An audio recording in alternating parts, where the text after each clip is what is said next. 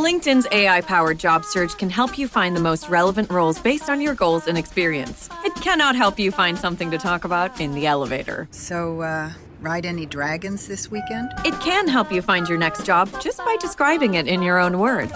It cannot stop your coworker from describing their dreams. So I was flying, right? And while we can't help you advance in the office foosball tournament, LinkedIn can help you advance in your career. LinkedIn is the network that works for you.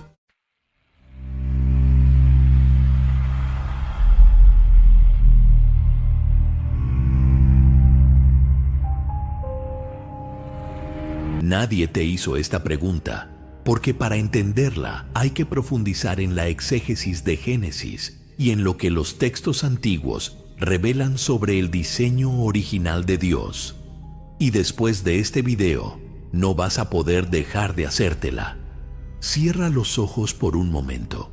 Imagina que llevas 371 días encerrado en una estructura de madera, sin ver el sol, sin sentir el viento, el sonido constante de la lluvia, el oleaje, los animales, el olor, la oscuridad y entonces silencio. Noé empuja la puerta del arca, la madera cruje, la luz entra por primera vez en más de un año. Un león parpadea desorientado, una jirafa baja la cabeza para pasar, un oso aspira el aire y lo que siente no es bosque, no es pradera, no es vida.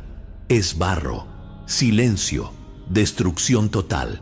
Y aquí está la pregunta que nadie te hizo en la escuela dominical, que ningún pastor desarrolló en el sermón, que probablemente llevas décadas leyendo en Génesis sin detenerte a hacer.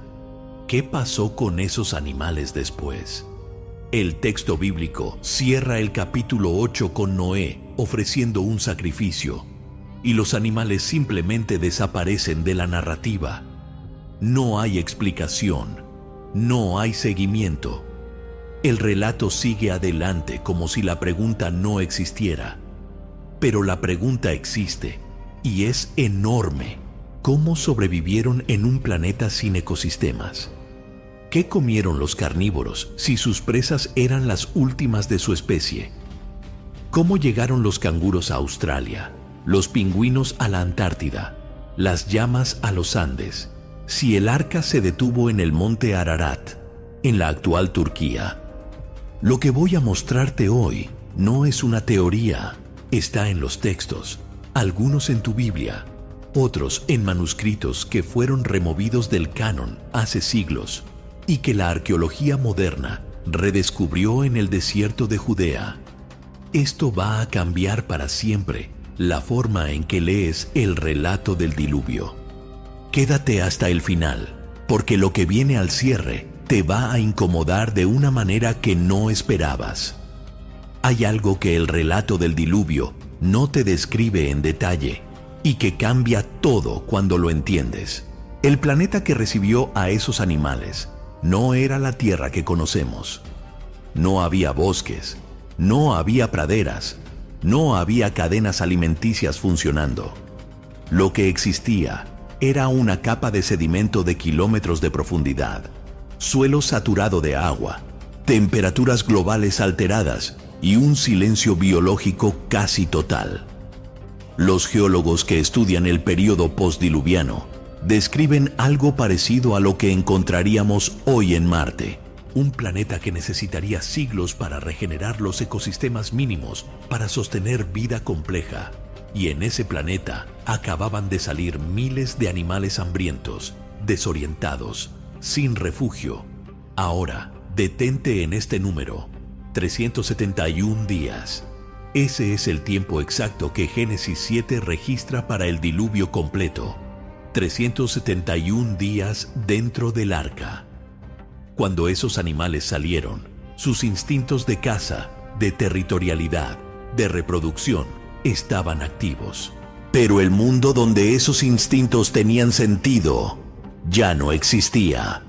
Los carnívoros necesitaban comer de inmediato, pero sus presas también acababan de salir del arca y eran los últimos ejemplares de su especie.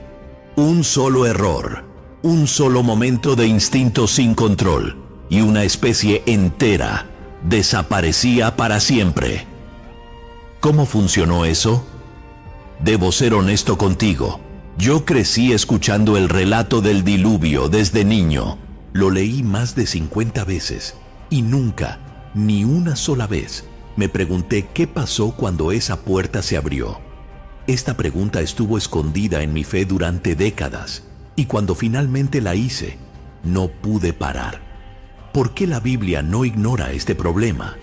Da una respuesta y esa respuesta está oculta en un versículo que probablemente leíste, sin entender lo que realmente significa. Génesis 9:2. El temor y el miedo de vosotros estarán sobre todo animal de la tierra. La mayoría de las personas lee ese versículo y sigue adelante. Parece una consecuencia menor, casi un dato administrativo del nuevo orden postdiluviano. Pero cuando entiendes lo que está ocurriendo ahí, todo el relato cambia.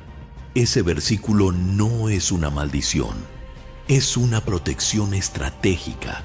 Piénsalo, si Dios programa en cada animal un temor instintivo hacia el ser humano, ¿qué está haciendo en términos prácticos? Está creando una barrera biológica que impide que los carnívoros ataquen a Noé y su familia mientras reorganizan la distribución de los animales. Está comprando tiempo para que las especies se dispersen antes de que el instinto predador se reactive completamente. No es castigo, es providencia. Y esto conecta directamente con lo que Génesis 1 describe como el estado original. Una armonía total entre humanos y animales en el Edén, sin predación, sin jerarquía de terror. Esa era la orden original de la creación. Job 5:23 habla de un pacto con las piedras del campo y con las fieras del campo.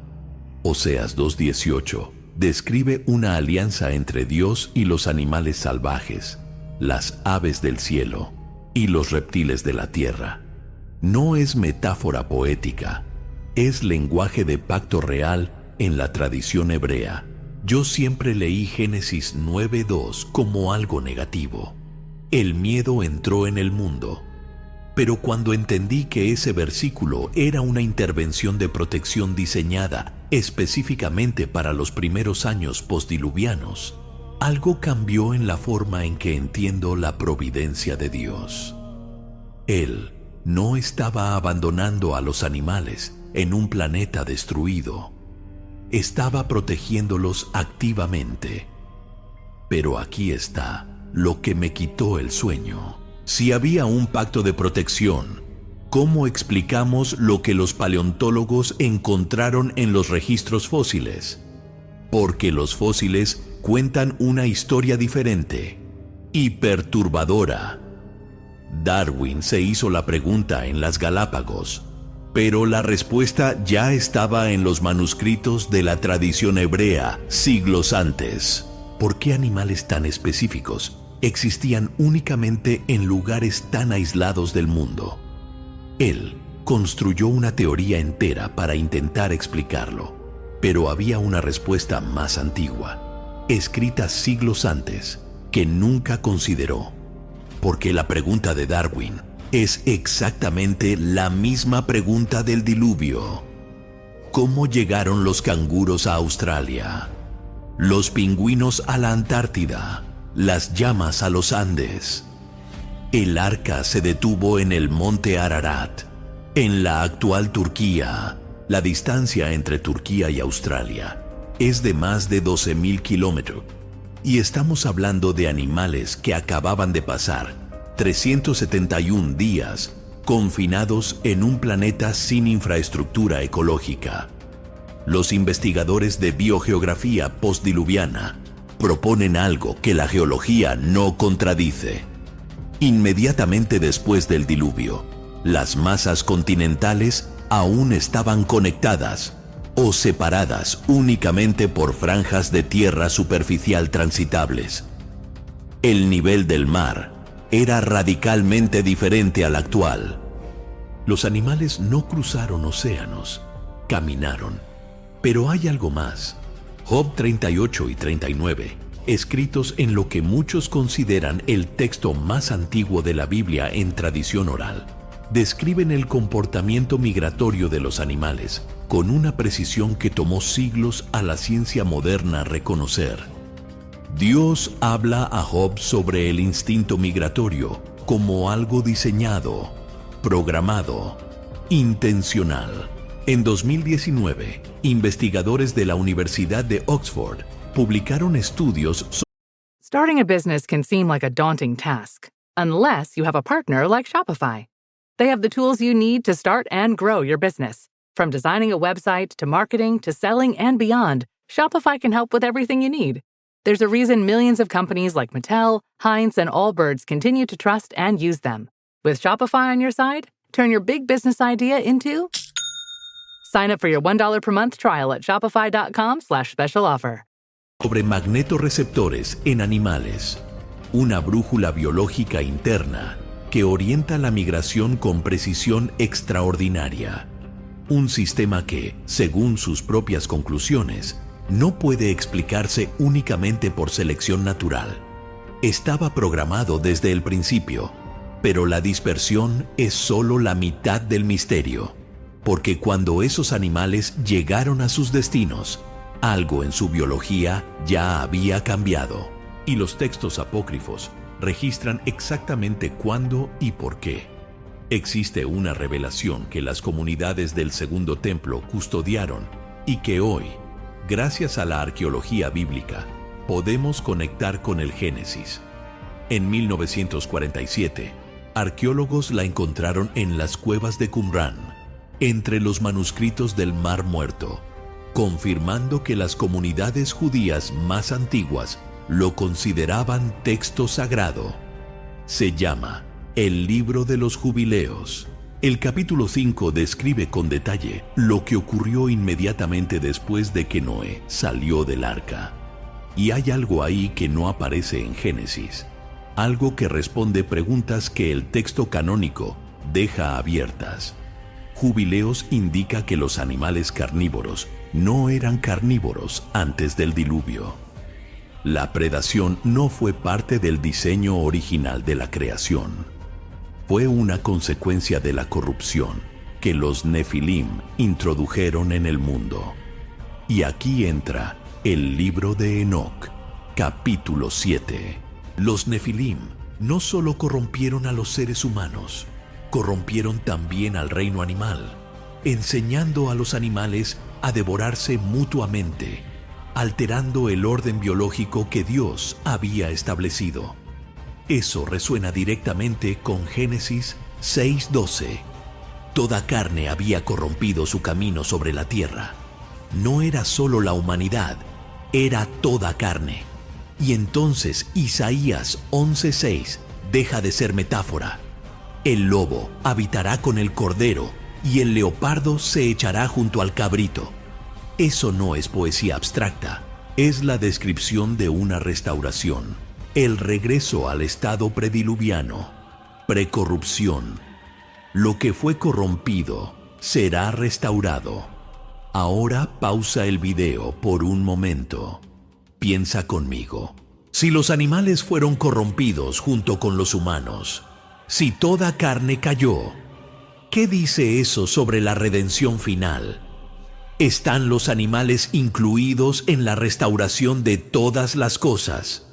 Deja tu respuesta en los comentarios, porque lo que viene ahora conecta todo esto con algo que está ocurriendo en este momento y que debería hacernos pensar muy seriamente. Jesús dijo en Mateo 24:37, como fueron los días de Noé, así será la venida del Hijo del Hombre.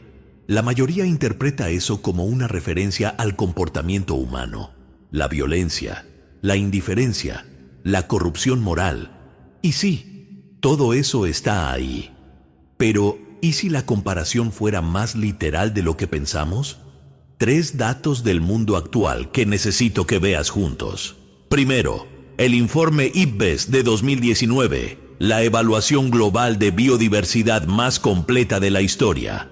confirma que más de 1 millón de especies están actualmente amenazadas de extinción. Los científicos lo llaman la sexta extinción masiva. La última vez que ocurrió algo a esta escala fue en el periodo inmediatamente postdiluviano. Segundo, en 2019, laboratorios en China utilizaron CRISPR para insertar genes humanos de desarrollo cognitivo en embriones de monos.